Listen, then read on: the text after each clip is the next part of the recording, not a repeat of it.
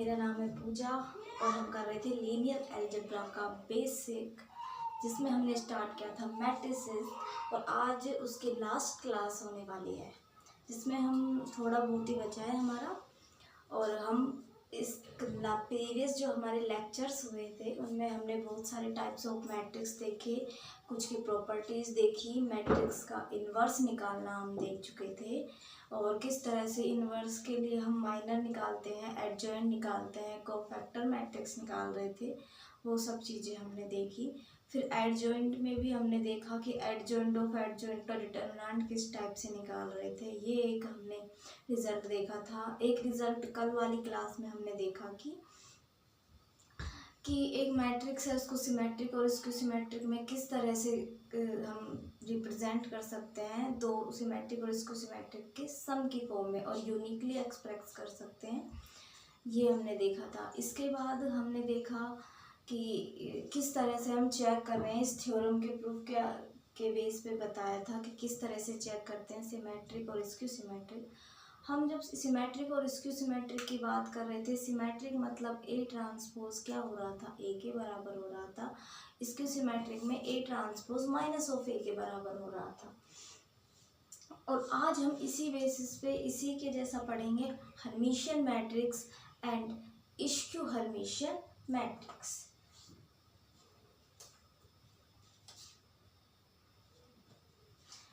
Hermitian और skew Hermitian, जैसे symmetric और स्क्यू सिमेट्रिक था, सिमेट्रिक में हम ट्रांसपोज और का यूज़ कर रहे थे, किसी भी मैट्रिक्स के लिए उसका ट्रांसपोज चेक कर रहे थे। अब हम हर्मिशियन और स्क्यू हर्मिशियन के लिए क्या चेक करेंगे, उसका कॉन्जुगेट ट्रांसपोज चेक करेंगे। किसी भी मैट्रिक्स का कॉन्जुगेट ट्रांसपोज यदि उसी मैट्रिक्स के बराबर है तो वो तो हो जाता है, क्या हो जाता है, हर्मिशियन, और यदि उसके नेगेटिव के बराबर आ जाए तो क्या कहलाएगा, स्क्यू हर्मिशियन। और जो हर्मिशियन मैट्रिसेस होते हैं उन्हें हम बेसिकली सेल्फ एडजॉइंट मैट्रिक्स भी बोलते हैं। और फिर इनके कुछ एंट्रीज के लिए हम देखेंगे किस तरह होता है। आप पहले डेफिनेशन लिखिए हर्मिशियन मैट्रिक्स।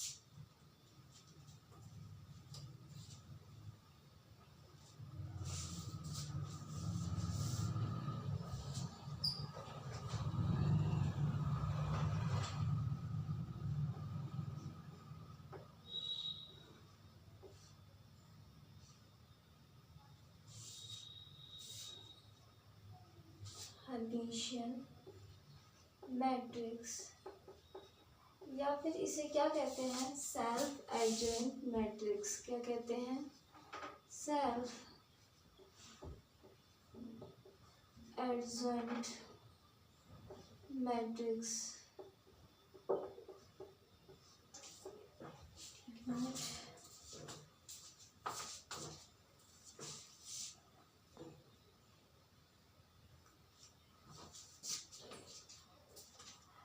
डेफिनेशन लिखिए हर्मिशियन मैट्रिक्स की, ए स्क्वायर मैट्रिक्स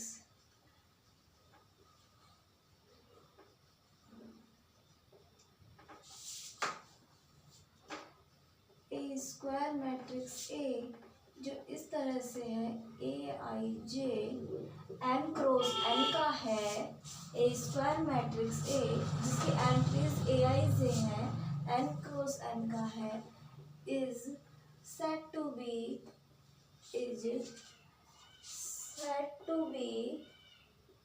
Hermitian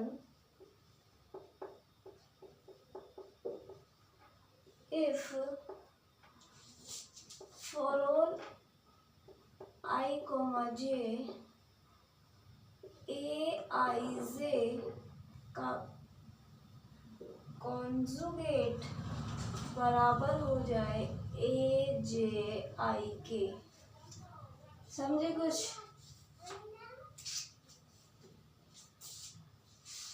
ए आई जे का कॉन्जुगेट किसके बराबर हो जाए, ए जे आई का। मैंने आपको डेफिनेशन में बताया था कि जो इसका कॉन्जुगेट ट्रांसपोज होता है वो ए के बराबर होता है।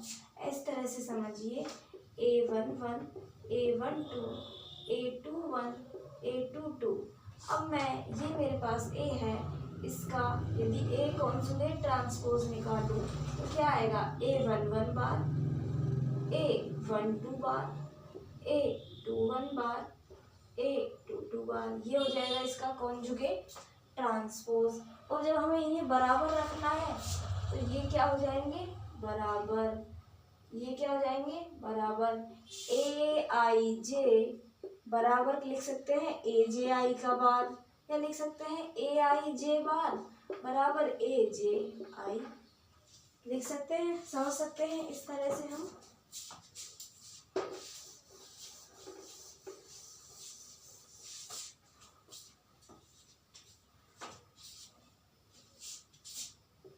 डेट इज हमें चेक क्या करना है, ए थीटा बराबर ए, यानी कि conjugate transpose of a matrix is itself the matrix is called Hermitian matrix।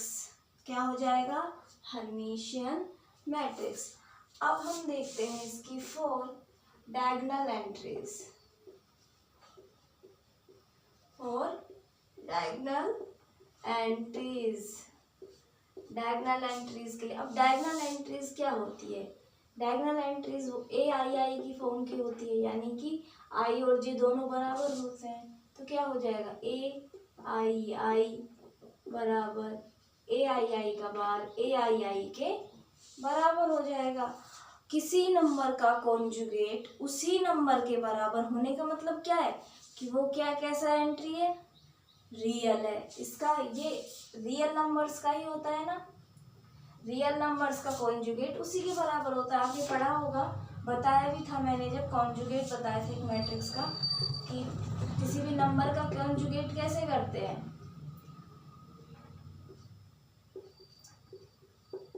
इस तरह करते हैं। अब ये दोनों नंबर्स यदि बराबर में हैं, इन दोनों को यदि मैं बराबर करूं तो यहाँ से क्या कंक्लूजन निकलेगा, y बराबर 0, दिस मतलब z बराबर x, या x और y क्या होते हैं, रियल। इसका मतलब कि डायगोनल एंट्रीज आर क्या होती हैं, real. Diagonal elements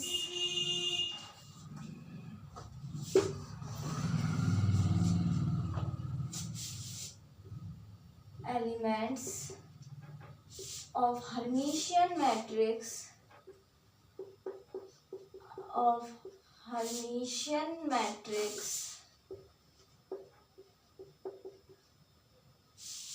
are purely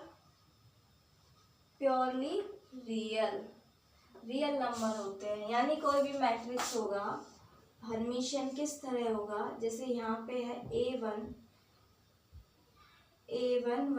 यहाँ हो जाएगा A12 प्लस आयोटा B12, मान 2 क्रॉस 2 का ही है। और ये हो जाएगा A21 प्लस आयोटा B21, और इसमें सिर्फ रियल नंबर। इस टाइप से हो जाता है हर्मिशियन मैट्रिक्स। अब यदि हम बात करेंगे इसके आगे स्क्यू हर्मिशियन मैट्रिक्स, किसकी बात करेंगे, skew Hermitian matrix.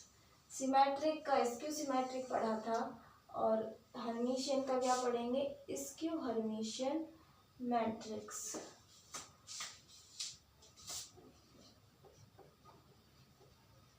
Skew Hermitian matrix क्या होता है, skew Hermitian matrix same definition है।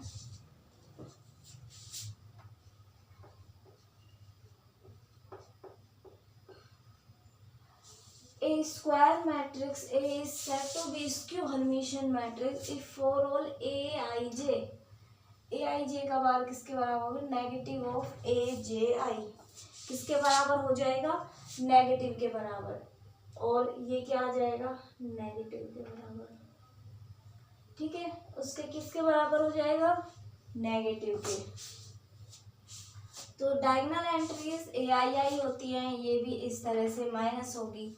तो आप वही देख सकते हैं, z बराबर x plus iota y, z bar बराबर x माइनस आयोटा वाई, ये इसके नेगेटिव के बराबर है। तो x प्लस आयोटा वाई बराबर negative of x plus iota Y.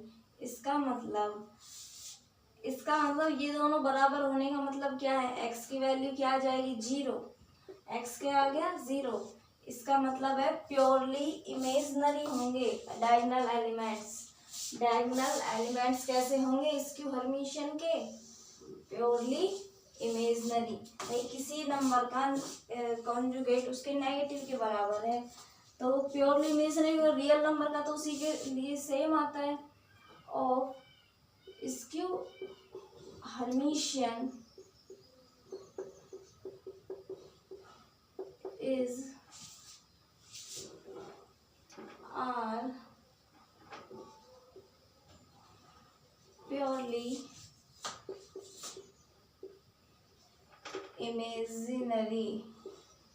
Imaginary होते हैं, यानी इस तरह से आयोटा B11 आयोटा B12, ठीक है, इस टाइप से होते हैं। और यदि हम हर्मिशियन और इसके जब इनको इस तरह से ये दोनों एंट्री भी आपस में बराबर हम करके देखेंगे तो ये वाली एंट्रीज भी क्या आ जाती हैं, सेम आ जाएंगी।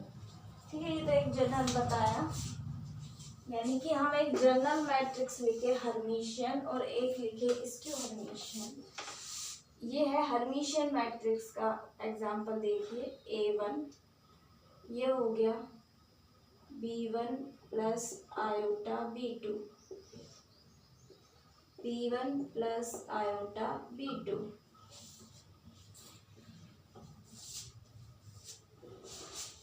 प्लस रखेंगे कि माइनस रखेंगे बताओ। यदि मैं यहाँ प्लस रख दूँ तो कॉन्जुगेट करने पर जो नेगेटिव आएगा वो बैलेंस कैसे होगा, नहीं होगा ना। इस तरह से A2, ये तो हो गया हमारा कैसा, हर्मिशियन। और यदि हम बात करें स्क्यू हर्मिशियन की, किस तरह की बात करें, स्क्यू हर्मिशियन मैट्रिक्स की, स्क्यू हर्मिशियन की बात करें, ये वाले क्या होंगे, प्योरली इमेजनरी नंबर।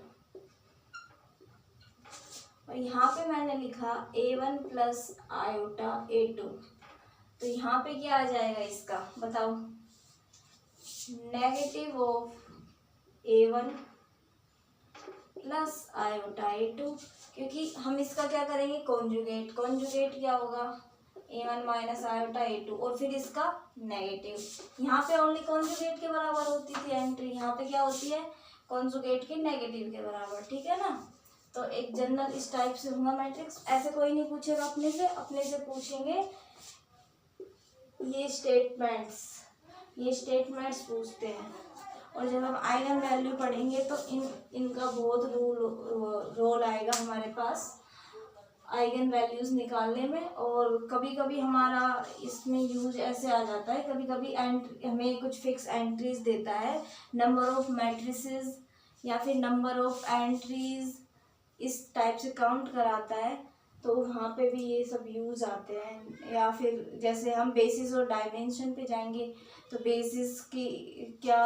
बेसिस कितना होगा, बेसिस की डायमेंशन कितनी होगी, वहाँ पे यूज आएगा, वो सब आगे की बातें हैं।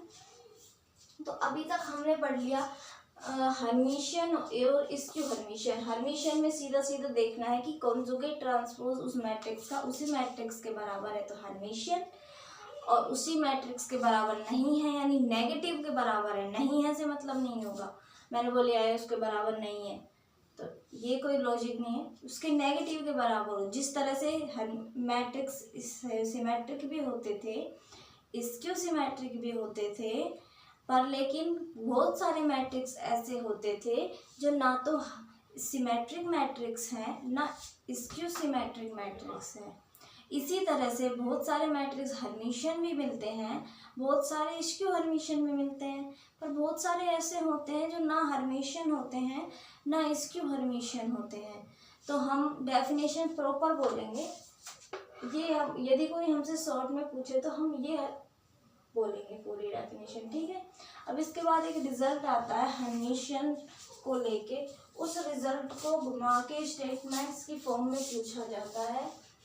क्या रिजल्ट सुनिए कि एक मैट्रिक्स होता है जो हमें दिया हुआ है कि वो हर्मिशियन है, कैसा मैट्रिक्स दिया हुआ है, हर्मिशियन मैट्रिक्स।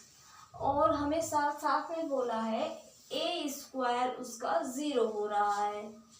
क्या हो रहा है, स्क्वायर उसका 0 हो रहा है। एन क्रॉस एन की एक मैट्रिक्स है, हर्मिशियन मैट्रिक्स है, और उसका स्क्वायर हो रहा है हमारे पास 0। स्क्वायर कैसा हो रहा है, 0। तो ये स्टेटमेंट, ये रिजल्ट हमें बताता है कि वो जो मैट्रिक्स है वो खुद ही नल मैट्रिक्स हो जाएगा, यानी ए जो है वो 0 के बराबर हो जाएगा।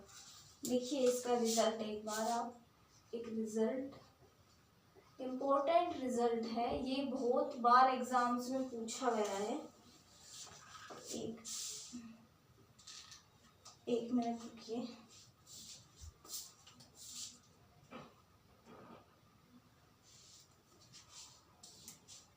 ये स्टेटमेंट पूछा कैसे जाता है, देखिए मैंने आपसे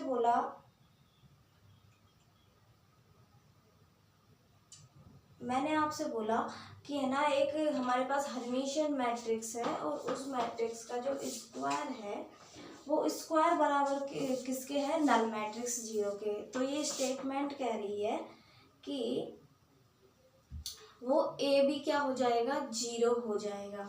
ठीक है, अब स्टेटमेंट्स, एक तो ये स्टेटमेंट दे दी। अब हमें पूछ लिया कि किसी मैट्रिक्स का, कोई मैट्रिक्स है नॉन जीरो मैट्रिक्स है, यानी ए 0 नहीं है, और हमें दे दिया वो मैट्रिक्स 0 है, वो सॉरी हर्मिशियन है।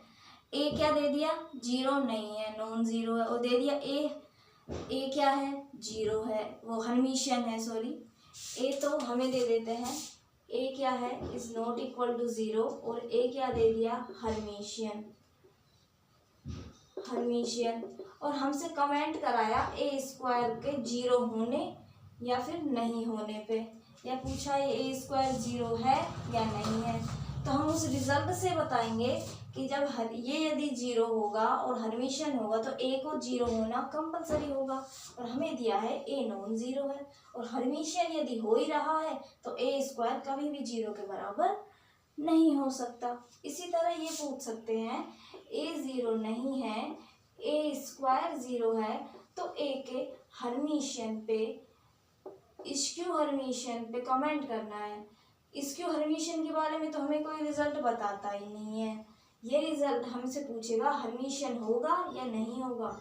हम कह पाएंगे यदि ए स्क्वायर 0 है, हर्मिशियन हो जाए तो ए क्या हो जाता है, हमेशा 0 हो जाता है। अब 0 नहीं है तो हम कंपलसरी कह पाएंगे कि ये हर्मिशियन नहीं है। क्या हो जाएगा, हर्मिशियन नहीं होगा।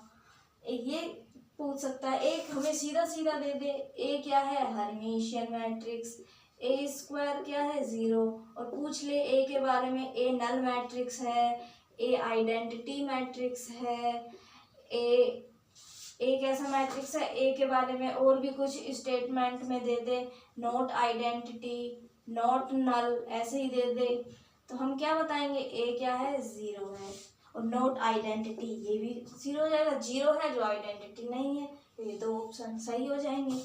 इस तरह से पूछ लेते हैं। तो करते हैं, इसको रब करते हैं और इस रिजल्ट को लिखते हैं। तो आप लिखिए कि if A is Hermitian matrix, A is Hermitian matrix,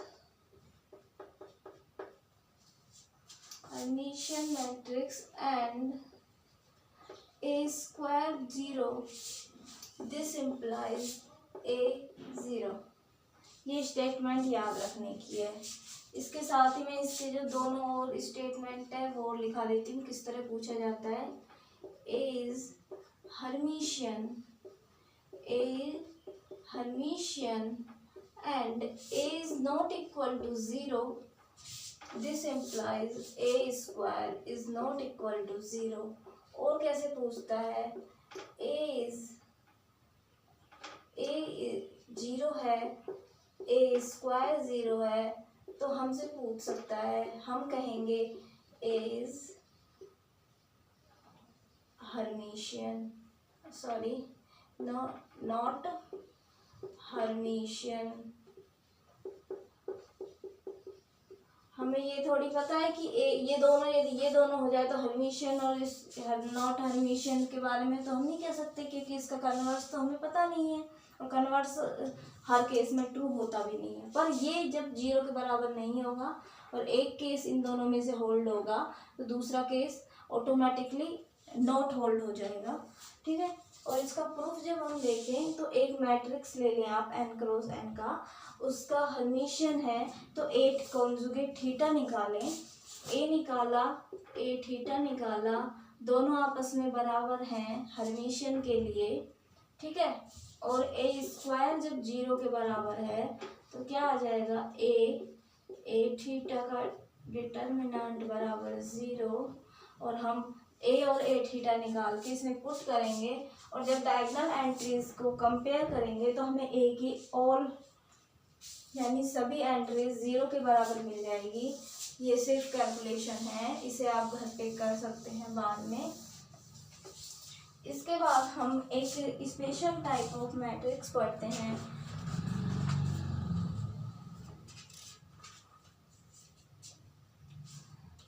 vendor Monday matrix. Vandermonde matrix एक स्पेशल टाइप की मैट्रिक्स होती है, जिसे हमसे पूछा डिटर्मिनेंट क्या होगा, और यदि वो मैट्रिक्स दिख जाए हम डायरेक्ट उसका क्या लिख सकते हैं, डिटर्मिनेंट। तो देखिए मैट्रिक्स है, ये कभी कभी पूछ लेते हैं, ये करीब शायद नेट 14 या नेट 15 में पूछा गया था इस टाइप से, तो हो सकता है कभी पूछ ले, इसलिए वेंडर मोंडे मैट्रिक्स। ऐसे नहीं पूछेगा वो, इस मैट्रिक्स के नाम से वो मैट्रिक्स देगा और हम पहचान जाएंगे यदि वो वेंडर मोंडे मैट्रिक्स है। यदि हम पहचान जाते हैं वो वेंडर मोंडे मैट्रिक्स है तो हम उसका डायरेक्ट क्या लिख देते हैं, डिटर्मिनेंट। ये इस टाइप से होती है, देखिए 1 x1 स्क्वायर x1 पे power n minus 1, n cross n की है। ठीक है, 1 x2 स्क्वायर x2 पे पावर n माइनस 1, इस तरह से 1 xn square dot dot dot xn पे पावर n माइनस 1। ये एक n क्रॉस n की मैट्रिक्स है और इसका डिटर्मिनेंट आप डायरेक्ट लिख सकते हैं x2 माइनस x1, फिर लिखेंगे x3 minus x1, x3 minus x2। निकाल के देख सकते हैं आप, 3 क्रॉस 3 का ले लीजिए, 2 क्रॉस 2 का आराम से निकाल के देख सकते हैं। और इस तरह से xn minus x1, xn minus x2, और ये हो जाएगा xn माइनस xn माइनस 1। ये इसका क्या हो जाता है, डिटर्मिनेंट हो जाता है। यहाँ तक की बातें आपको क्लियर हो गई होगी, यहाँ तक कोई इश्यू नहीं होगा। ये सिर्फ याद रखना कुछ इस टाइप से मैट्रिक्स है, तो ये बाकी अब पता नहीं पूछे या ना पूछे, पर बहुत पहले पूछा गया था ये। और तो जब शायद फर्स्ट बार ऑब्जेक्टिव हुआ था तब पूछा गया था आई थिंक। और कुछ यहाँ पे अपना जो बेसिक है मैट्रिसेस का ख़त्म होता है। अब मैं आपको 1-2 क्वेश्चन कराती हूँ। क्वेश्चन, फिर आप क्वेश्चन देखना इसके।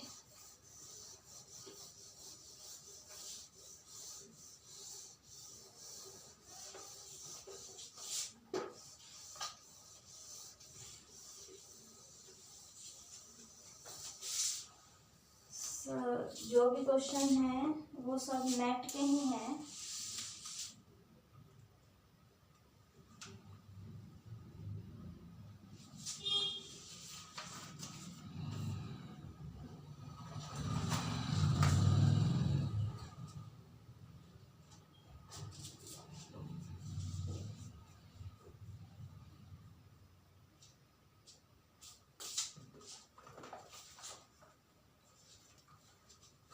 क्वेश्चन मैंने लिखे हुए हैं, क्वेश्चन लिख दीजिए आप इसमें से। ए है n क्रॉस n का मैट्रिक्स, बी है n क्रॉस n का matrix such that B A plus B square बराबर I minus B A square, और देन हमसे हमारे पास 4 ऑप्शन दी, then which of the following is true, which is true पूछा है। नंबर फर्स्ट ये दिया है ए इज नॉन सिंगुलर, मतलब ए का डिटर्मिनेंट 0 नहीं है। दूसरा दिया है बी इज नॉन सिंगुलर, यानी बी का डिटर्मिनेंट भी 0 नहीं है। थर्ड दिया है A plus B non singular, A plus B non singular, और फोर्थ दिया है A B is non singular. अब हमें इन चारों में से कमेंट करना है। अब ये स्टेटमेंट दिए हैं हमें ओनली, अब इससे हमें कमेंट करना है इन चारों में से एक ट्रू है या ए नॉन सिंगुलर है।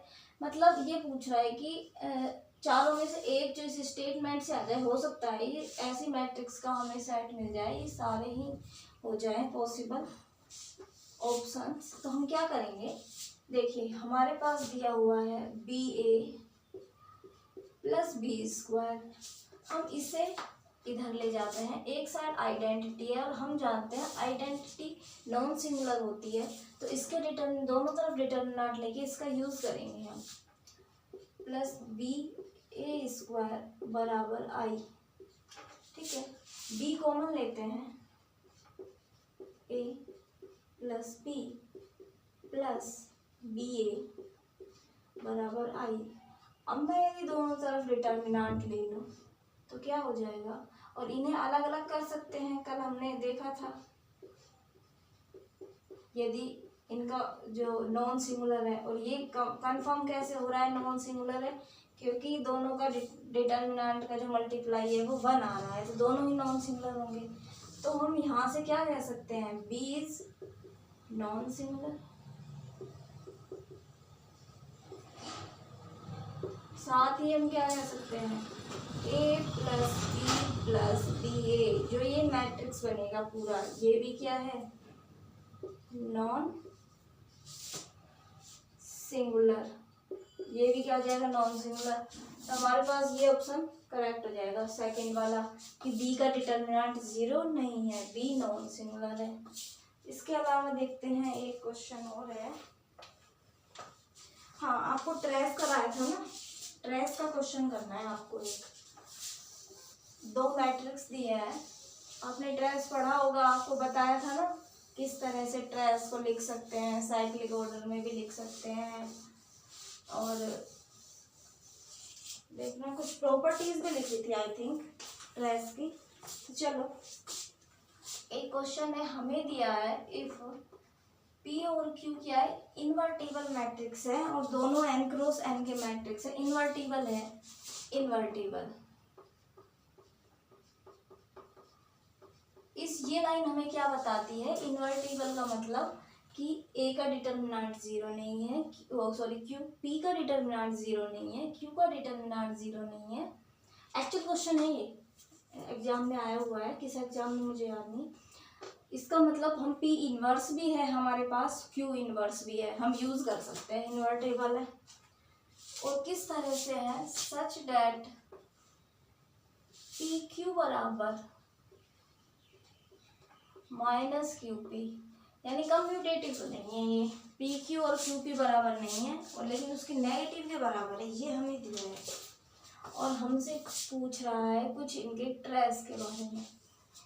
तो नंबर 1 दिया है trace of P plus trace of Q बराबर 0। नंबर 2 दिया है ट्रेस ऑफ पी बराबर ट्रेस ऑफ क्यू बराबर -1। थर्ड नंबर पे दिया है ट्रेस ऑफ पी बराबर negative of trace of Q, और फोर्थ नंबर पे दिया है trace of P is not equal to trace of Q. ये 4 ऑप्शंस दिए हैं और हमें ये देखना है। और क्वेश्चन में हमें सिर्फ एक तो ये कंडीशन दी है, इसका यूज कर सकते हैं, और एक दिया है पी और क्यू इन्वर्टिबल है। इन्वर्टिबल है इसका मतलब हमारे पास पी इनवर्स भी है और क्यू इनवर्स भी है। अब हम इस पे यदि पी इनवर्स और क्यू इनवर्स को कहीं अप्लाई करें तो हम कुछ निकाल सकते हैं क्या? कुछ कर सकते हैं या नहीं कर सकते, ये बताइए आप।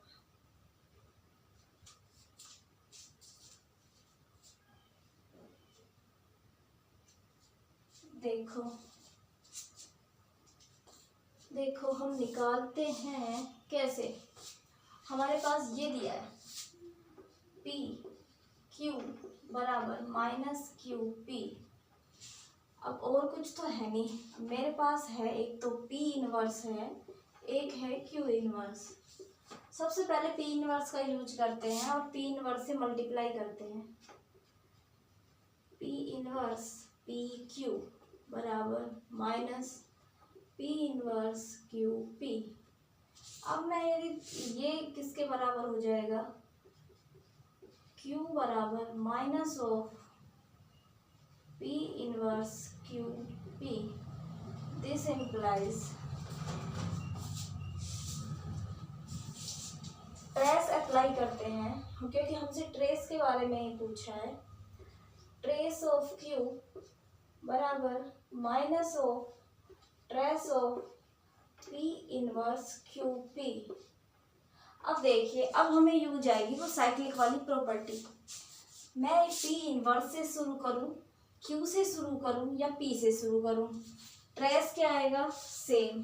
तो ये ट्रेस किसके बराबर हो जानी है, माइनस ऑफ ट्रेस Q। मैं Q से शुरू करती हूँ, Q P इनवर्स, और ये किसके बराबर हो जाएगी, माइनस ऑफ ट्रेस Q। हो गई बराबर, कोई प्रॉब्लम?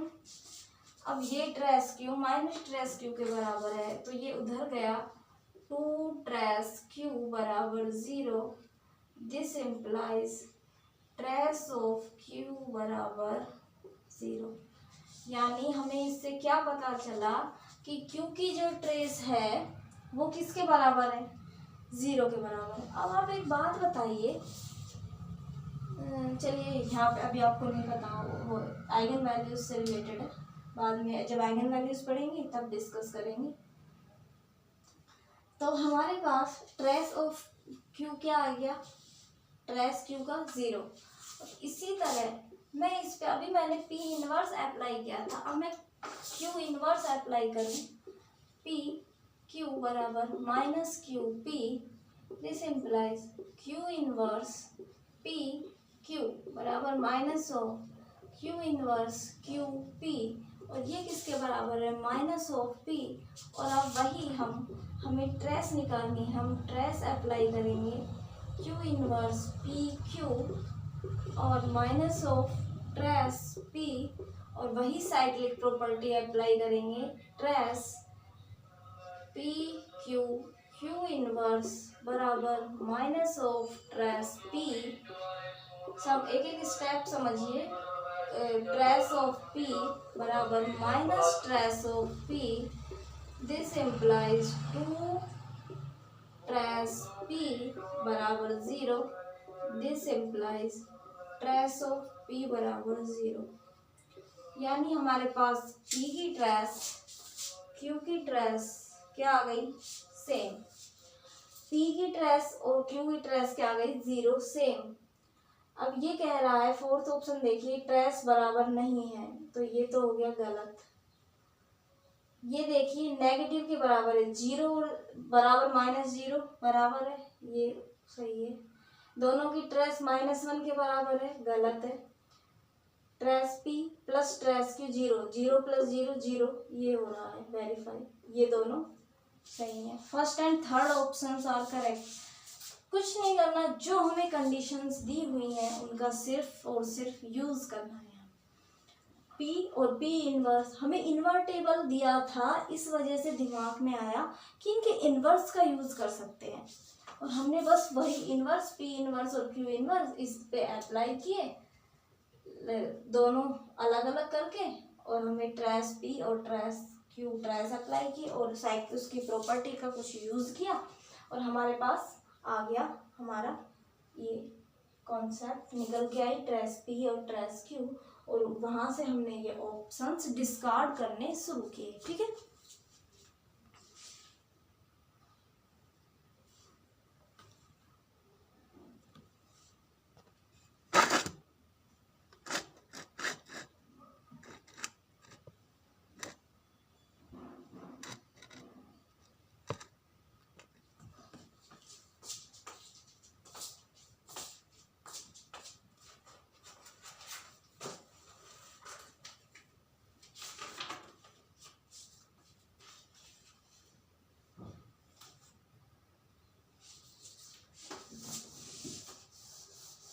वैसे ये टॉपिक कंप्लीट हो गया। चलो एक एग्जांपल और कर लेते हैं, हम डिटर्मिनेंट का कर लेते हैं। चलो ठीक है, और हमने वो वाले एग्जांपल तो कर ही लिए थे जिनमें एक कॉम्पैक्ट फॉर्म से मैट्रिक्स बनाना था, तो एक डिटर्मिनेंट का करते हैं। डिटर्मिनेंट वाला करते हैं। ये देखिए ये नेट का है exam,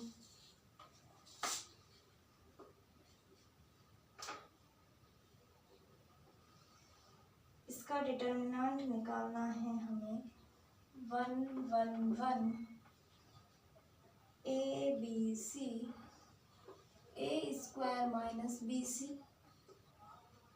square minus A C square minus A B.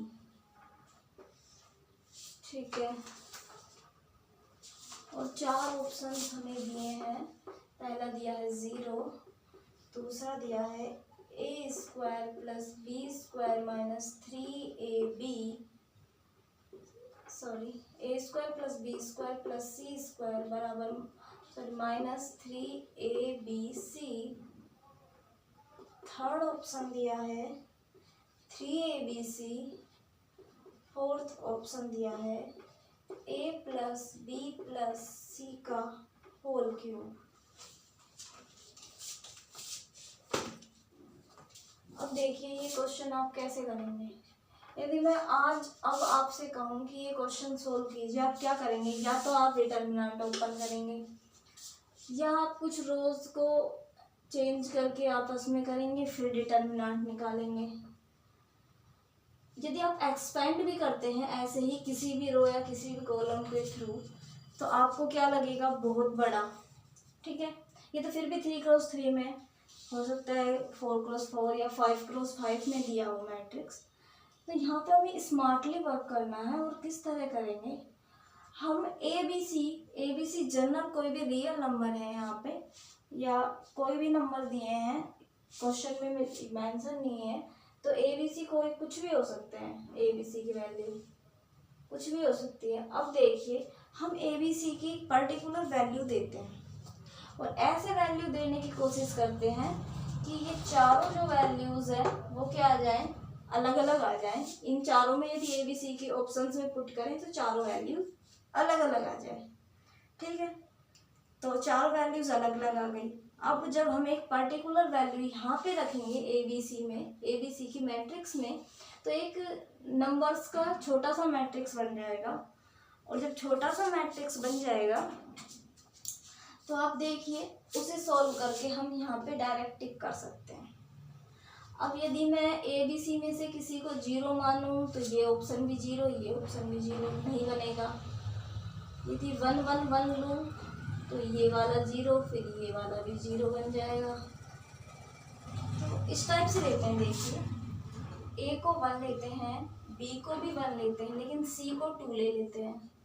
Non zero भी करनी है, मतलब 0 तो एक ऑप्शन में है। अब 1 1 2 रखते हैं। 1 + 1 + 4 ये हो गया 6 माइनस, ये फिर से शायद 0 बन रहा है। एक मिनट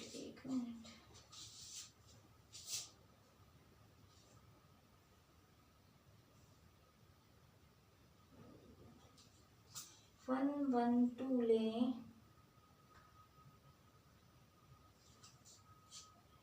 1 + 1 + 4 -3 बनी 6 और ये फिर से 0 और 0 बन रहा है। ऐसे ले लेते हैं 1 2 2, ये तो ठीक है। 1 2 2 ले लेते हैं, तो इसमें तो शायद कोई सेम नहीं बनेगा। 4 3 12 और ये हो जाएगा 1, ये 0 है ही, ये हो जाएगा 1 + 2 + 2, ओ सॉरी 2 का स्क्वायर 4 + 4 -3 × 2 × 2, ये हो जाएगा 4 4 8 और एक 9, 9 और माइनस का 4 3 12 12 यानी माइनस का 3। ठीक है, इसमें पुट करते हैं 4, ये हो जाएगा 12, इसमें पुट करते हैं 5 का क्यूब। 5 क्यूब क्या होता है 125, हो गया।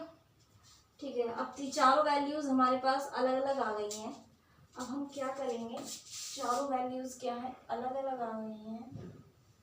अब हम देखेंगे कि हमारे पास इसकी वैल्यू क्या आ रही है।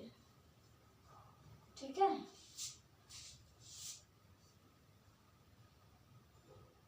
अब ये ABC की जो मैंने वैल्यू मानी है, इसे हम यहाँ मैट्रिक्स में पुट करते हैं।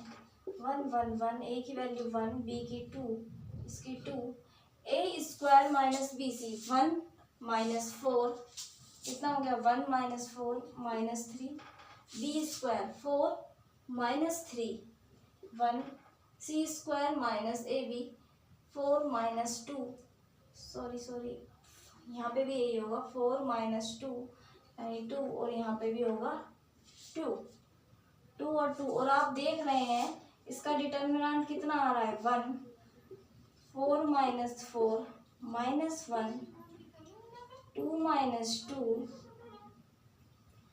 प्लस -3 2 - 2 और ये एग्जैक्टली 0। तो इसका मतलब first is correct option. First क्या हो रहा था ऑप्शन हमारा करेक्ट हो रहा है। तो इस तरह से हम कोई भी एक पर्टिकुलर वैल्यू देके निकाल सकते हैं। हमें पूरा एक्सपेंड करेंगे तो कितना बड़ा होगा आप समझ सकते हैं, और आंसर आना है 0। ठीक है, बेवजह की कैलकुलेशन नहीं करनी है। जब आप प्रैक्टिस कर लेंगे तो आप समझ पाएंगे कि किस तरह से आप पर्टिकुलर वैल्यूज़ दे रहे हैं। तो ये आज के इस लेक्चर को ख़त्म करते हैं। अपनी मैट्रिक्स की जो ये बेसिक था मैट्रिक्स का, ये ख़त्म हुआ। आगे अपन अब रैंक पे बढ़ेंगे। रैंक क्या होती है एक मैट्रिक्स की, रैंक का बहुत यूज़ है, तो हम रैंक पे चलेंगे। और फिर उसके बाद ये जो हम रैंक, और फिर जब आइगन वैल्यूज़ वगैरह पे जाएंगे तो हम जब देख लेंगे ना रैंक को, तो हम देख के ही बता देंगे कि ये क्या हो रहा है, मैट्रिक्स का डिटर्मिनेंट 0। ये सब करने की भी ज़रूरत नहीं है। देखो 2 रोज सेम है तो डिटर्मिनेंट 0 होते। जब भी 2 रोज या 2 कॉलम्स सेम हो जाए तो डिटर्मिनेंट क्या हो जाता है 0 हो जाता है। किसी के मल्टीपल में आ जाए तो 0 हो जाता है। ये हम देखेंगे आगे। रैंक में इक्लियन फॉर्म निकालते हैं। आइगन वैल्यूज़ को देख के, हमें मैट्रिक्स नहीं पता, केवल आइगन वैल्यूज़ पता होती है, तो हम उस मैट्रिक्स का ट्रेस, उसका डिटर्मिनेंट सब बता देते हैं। उसके सिंगुलर नॉन सिंगुलर बहुत सारी चीज़ें बता देते हैं, यहाँ तक कि उसके एडजॉइंट का, यदि वो नॉन सिंगुलर है उसके इन्वर्स का भी बता देते हैं। ठीक है ना, तो बस आज के लिए इतना ही। Thank you so much. अब आगे रैंक वाली क्लासेस में मिलेंगे। बाय।